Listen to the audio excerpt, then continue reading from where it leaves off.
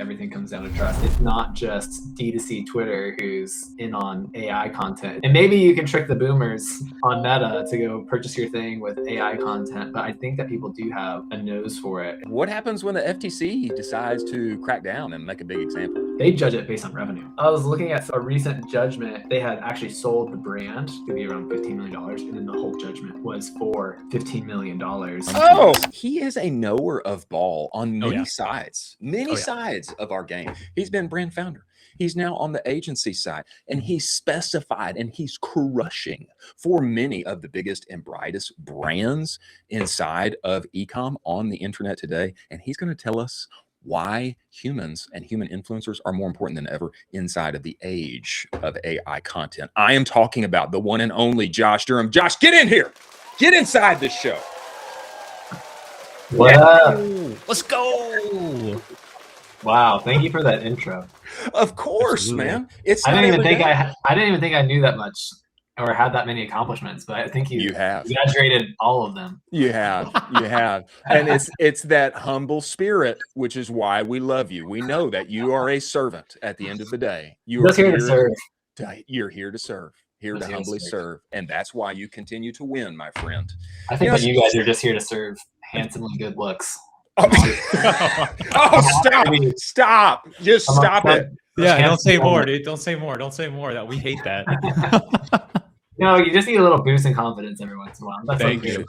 Appreciate that. Well, it's not every day, Josh, that we get the founder of Aligned Growth here on the show. We appreciate you making the time, my man. What I would love here at the outset is if you would make the case for us why having human influencers content is more important than ever. Because I'll say this, of course, I've had these thoughts come in my head, but I've also heard them from other founders as well. Hey, like, I don't even need this thing anymore. AI is so good now. I'll just see Dance 2.0 it and let the fake robots proliferate and crush. It'll take me 5 minutes. Let me just doop, doop, doop, doop, doop, and here we go. I'm ready to run. Make the case for us why human influencers and everything you guys are doing are still crucial in 2026.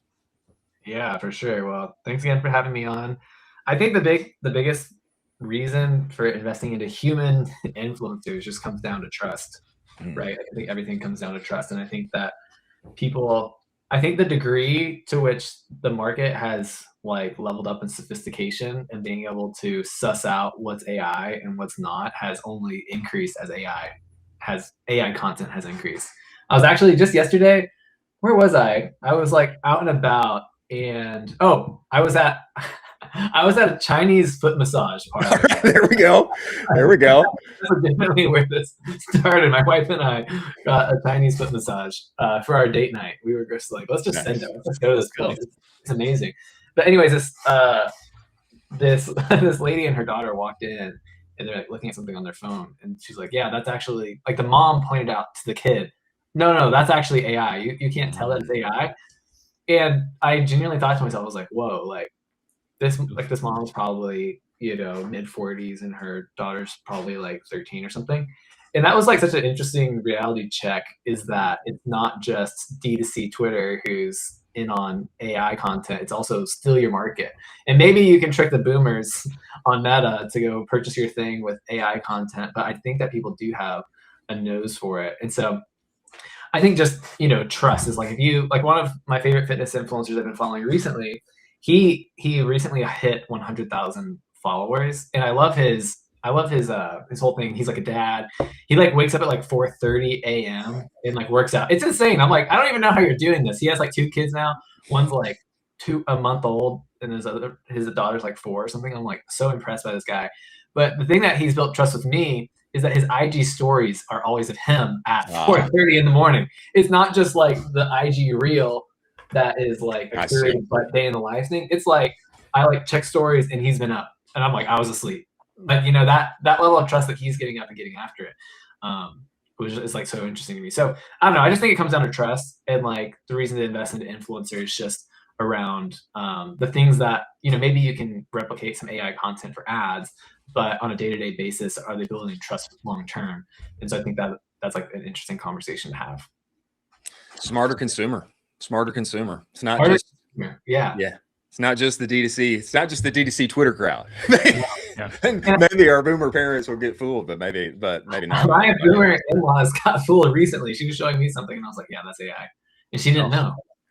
She didn't know. So I think another interesting piece of this conversation, and I too am wowed by what AI can do, and I've been in all the tools and I've used them to make ads, etc. But another piece of this is what happens when the FTC decides to crack down and make a big example of somebody or a lot of somebodies, and what about ambulance chasers and all of the law firms who have made plenty of money on websites where, it's not, people who are visually impaired can't navigate this, and give me money. Then there's also another side of this where maybe somebody's crushing with AI ads now, and then they get a lawsuit that takes a $500,000 chunk out of their P&L. I mean, is that fair? Have you considered that as well?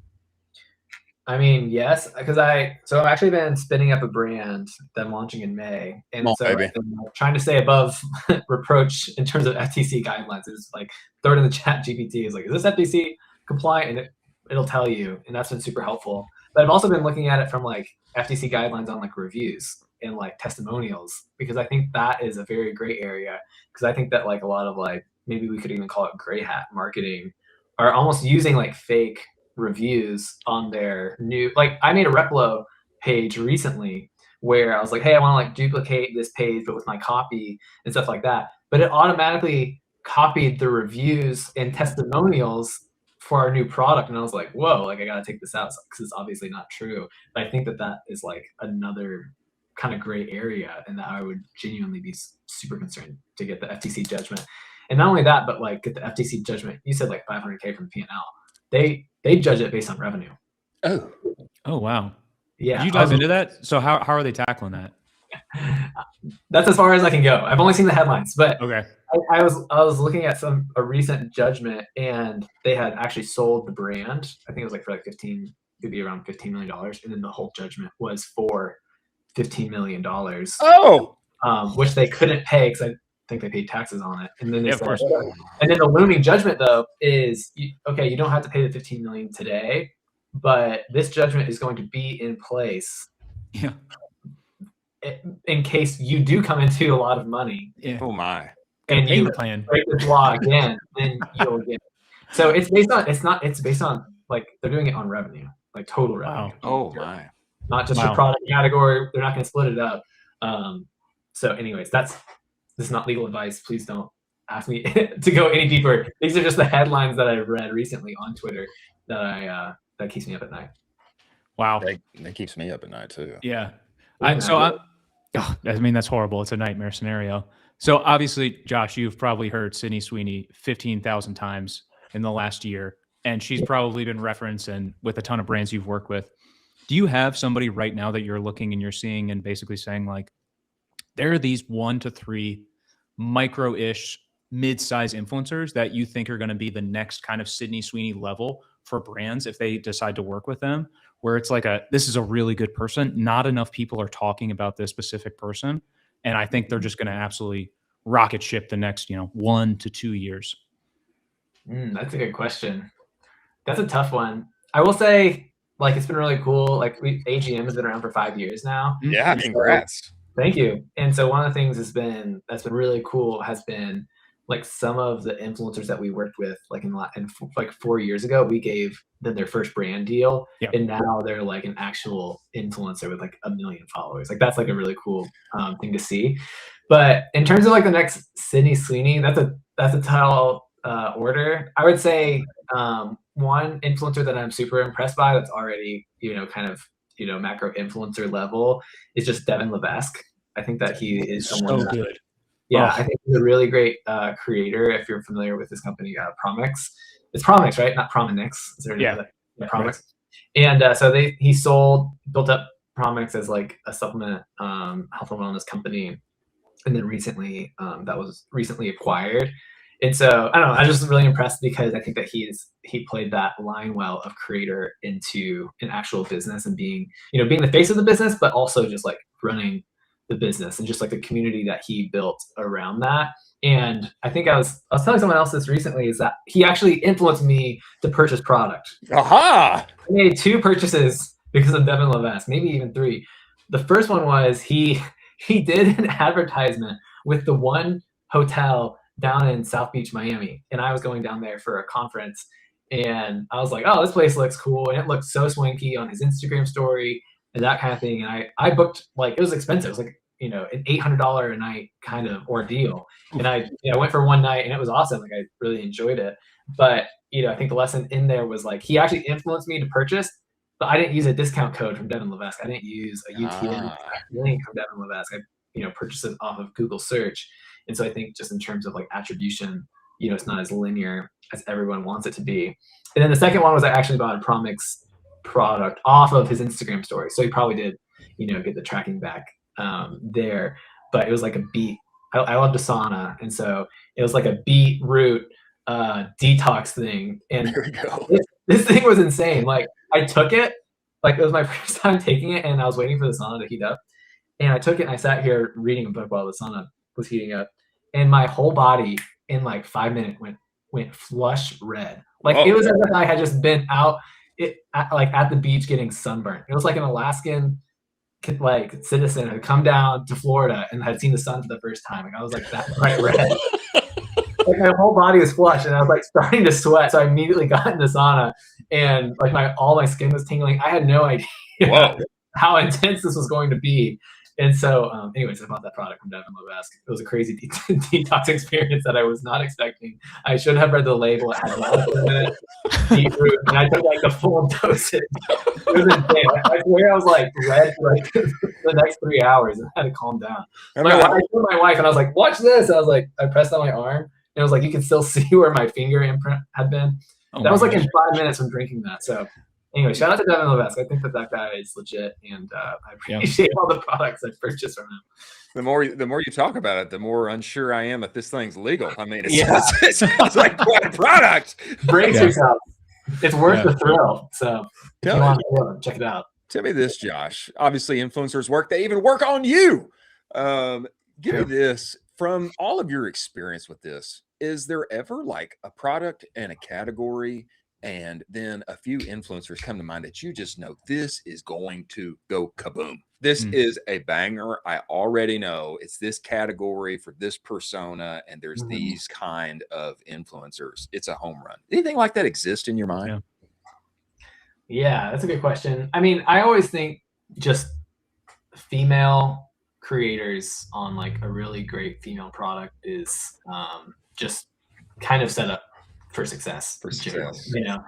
And so I hesitate to name any specific categories, but like we work with a lot of female driven brands with a few awesome male brands. And I think that like the male brands have to be really dialed in to work, just because I think that it's, number one, more challenging to sell to men than it is to women, but also because there's so many more awesome female creators than male creators. I would say for every one awesome male creator, there's 10 female creators. Really? And, yeah, 100%. And like I see it all the time because we'll talk to a men's apparel brand and they want to go work with thousands of influencers. And I was like, no, you need to work with like 100 great influencers that you can pay top dollar, because the ones who are great are charging top dollar, but they really move the needle.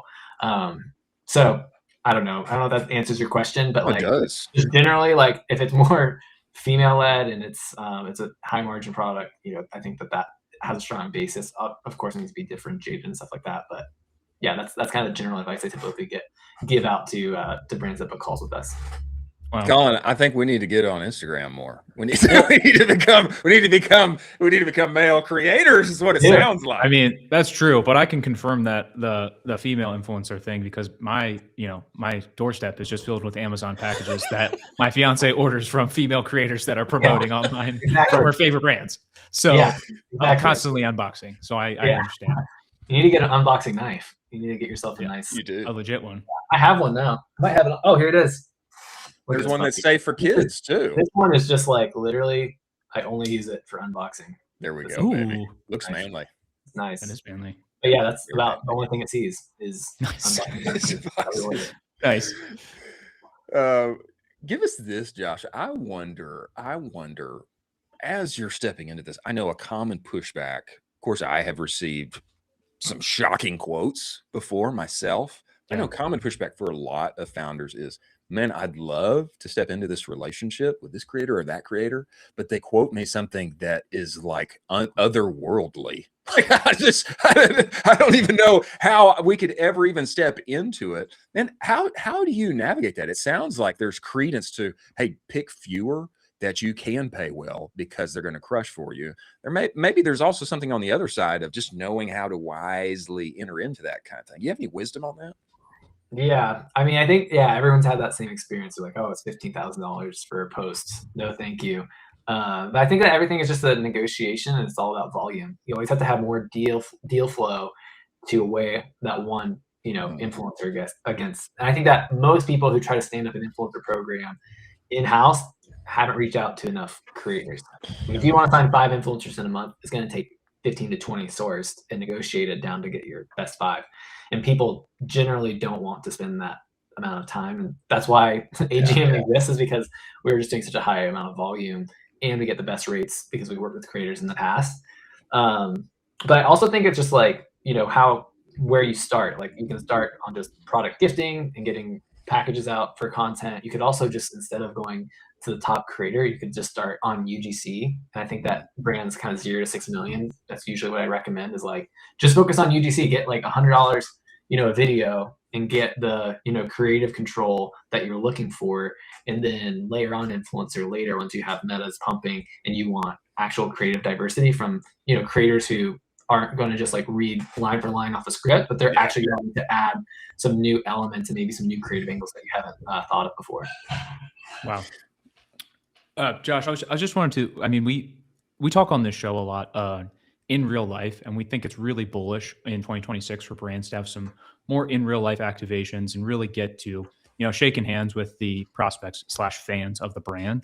How are you thinking about that with influencers in regards to, all right, we want to get some influencers, boots on the ground. Maybe it's for a pop-up, or even the influencer's big enough where it's like, hey, this is going to be your solo event with the brand. Like, let's rock and roll with this. Are you thinking about this a lot? Yeah, for sure. I would say what we do most often is like retail integrations for, and so I think that, Chris, you had mentioned like just having, we did that recently for Pop Smith. Yes. On the show.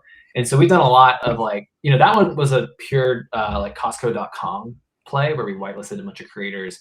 We pumped a lot of volume and helped them like sell through most of their inventory like around Black Friday, except for Monday.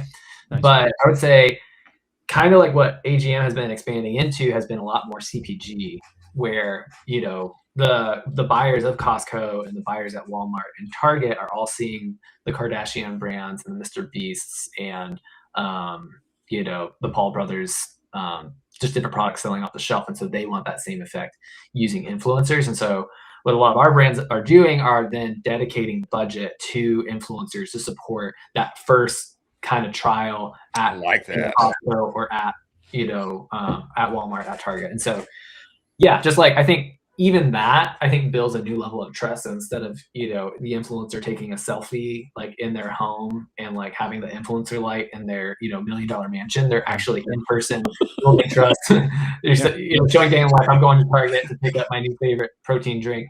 And like kind of that style. I love this thought about what is, in my mind, kind of a non-traditional use of influencer partnerships to push an exciting new retail rollout, get them there in person, make content around that, maybe some kind of activation where they are physically present in an important zip code to you, at that store. That to me is really exciting. Yeah, no, it's a lot more fun. I just think it's fun to see influencers in real life kind of getting outside their house to shooting content and like actually, supporting a brand launch. And like, this is direct from our clients are saying, our buyers are wondering, how much are we spending on influencers? Wow. Like that's like direct from big box retailers saying, we want to see you invest in our store. And so we've done that for probably like 10 to 12 brands now. And one of them is a brand called Libman Cleaning. I don't know if you guys have like a green mop in your pantry. I do or not. A green broom. You don't have green broom, but they're like they're the number one. They're like the number one seller of brooms in the country. They're in like every Publix, wow, every Target, whatever. And they we've been supporting them on just retail campaigns for like 2 years now. And it's been fun to see because like no one knows the name Lid Mid Cleaning, but just through like retail activations for them and doing like collab posts, we took them from like, well, number one, generating over like 100 million organic impressions, but also helping them become brand aware online. So like there's also kind of the play, instead of going D2C to retail, there's retail to online. Aha! Yeah. And so we've been helping them, support them there. And I think we went from 40K to like 100K followers on IG and stuff like that. So it's kind of fun just to see different problems, different solutions for different brands. But I do think there's a big shift of D2C brands going into retail now. And it's just fun to see them on shelf at your local Target. Wow. That's really interesting. Take the retail to the online route. Yeah. I like that. Yeah.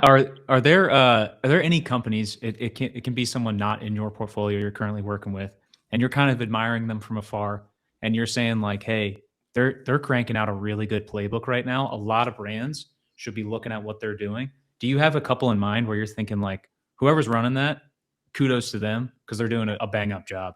I mean, Lid Mid Cleaning, obviously. Obviously. Whoever's managing that one. Cleaning, yeah. We've all heard of it. Yeah.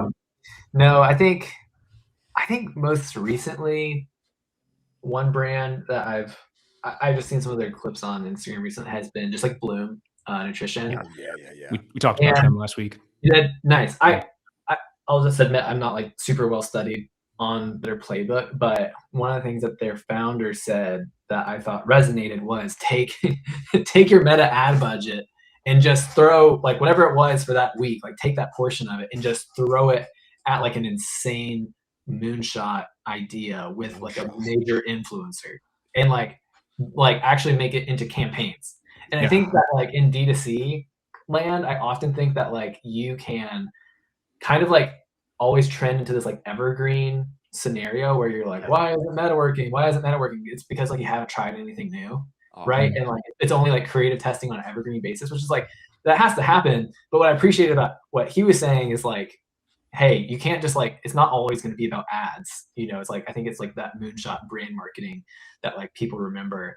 And I don't know, that just kind of resonated with me of like, take bigger swings and let's go like test something brand new. And it obviously has worked for them. And it seems like, their retail presence is like absolutely crushing. I see them at Sam's Club. I've seen them at Costco. I've seen them at Target, and specifically in their beverage. So it's just been interesting to see their growth. A little moonshot marketing. I mean, I think Rob O'Rahill would give he'd give a big amen. Yeah. He'd give a big amen here. Josh, man, we really appreciate you coming on the show and making the time, but I cannot let you leave without saying this. Josh, he's not just good on the influencer side. He's a good salesman too. He's a good salesman too. He is. When I was at Bruce Bolt, I was trying to work together with Josh, and I could not get the budget. I just could not get the budget clearance. But boy, he had me on that last call, and it was time to whop out that card, baby. It was time to swipe and make it happen. And I couldn't make it happen. It was my fault. I needed to do some inside selling a little better, and I didn't. But hey, that doesn't. That's lesson number one. Have the decision maker on the line. You weren't the main decision maker. I should have had the CFO on the line. That was my mistake. Obviously, I was really great. That's the deal. Is I was your champion, and what I really needed was I needed that CFO clearance. Yeah, now I require every CEO, CFO, CMO all on the call.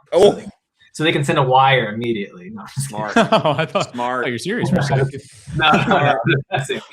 Well, Josh, man, we appreciate you coming on the show. Before you go, man, tell everybody, hey, I want my influencer marketing fixed. I want to roll out a big campaign. I want to take a moonshot. I want to get humans talking about my product. Where do they go find you, work with you, talk with you, etc.? Yeah, for sure. Well, you can shoot me a DM here on Twitter at Josh J. Durham. Or you can come to our website at aligngrowthmanagement.com and you can book a call. Or we also have some really great influencer marketing guides. It's like a free 5-day email course that you can sign up for. I think it's at the bottom of the page. So you can check that out, but happy to chat and see if we can help. Well, we appreciate it, man. And we look forward to talking again. I know you're not in Nashville anymore, but maybe we'll come and find you in Florida and we'll get together again soon. Let's do it. Thank you so much, guys. Appreciate it, man. See you later. That is so good. That is so good.